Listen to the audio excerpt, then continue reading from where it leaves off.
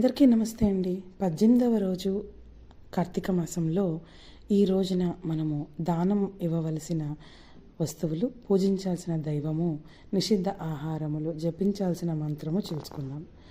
మూడొంతులు ఈ నెలంతా కూడా మనము చూస్తూనే ఉన్నాం.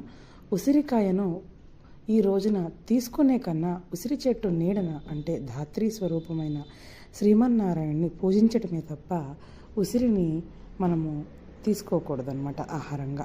కాబట్టి ఈ రోజున ఉసిరి నిషిద్ధ ఆహారము.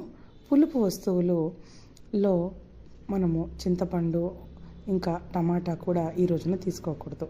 దానముగా ఇవ్వవలసినది పులిహోర, అంటే అది పులుపుతో కూడుకున్న ఉసిరిక పులిహోరని లేదా మామిడికాయ పులిహోరని, బెల్లము మనము దానం ఇవ్వవచ్చు.